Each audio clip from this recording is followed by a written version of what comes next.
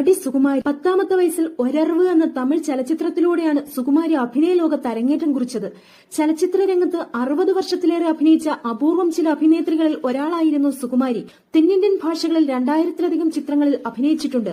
ചലച്ചിത്രങ്ങൾ കൂടാതെ നാടകങ്ങളിലും television സീരിയലുകളിലും അഭിനയിച്ചിരുന്നു. 1940 October 6-ന് Tamil Nadu സംസ്ഥാനത്തിലെ നാഗർകോവിൽ എന്ന സ്ഥലത്ത് മാധവൻ നായരുടെയും സത്യഭാമയുടെയും മകളായാണ് സുകുമാരി ജനിച്ചത്. തിരുവിതാംകൂർ സഹോദരിമാർ എന്ന് ഖ്യാതി നേടിയ ലളിത പത്മിനി രാഗിണിമാരുടെ അടുത്ത ബന്ധുവായ സുകുമാരി ഭരതനാട്യവും കഥകളിയും കേരള നടനവും ഉൾപ്പെടെയുള്ള നൃത്തരൂപങ്ങളിൽ ബാല്യത്തിൽ തന്നെ പ്രാവീണ്യം നേടിയിരുന്നു.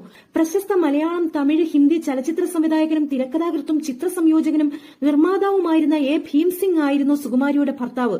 1978 ജനുവരി 16-ന് അവരുടെ ഭർത്താവ് മരിച്ചു. നടനും ഡോക്ടറുമായ സുരേഷാണ് ഏക മകൻ. മരുമകൾ ഉമ, പേരക്കുട്ടി വിഘ്നേഷ്, 4 സഹോദരന്മാരും 1 സഹോദരിയും ഉണ്ട്. നിരവധി സിനിമകളിൽ അഭിനയിച്ച സുകുമാരി 2013 ഫെബ്രുവരി 27-ന് ചെന്നൈയിലെ സ്വവസതിയിൽ വെച്ച് പൂജാമുറിയിൽ നിലവിളക്ക് കൊളുത്താൻ ശ്രമിക്കവേ തീപ്പൊള്ളലേറ്റ് അതിനെ തുടർന്നുള്ള ചികിത്സയിലിരിക്കെ മരിച്ചു.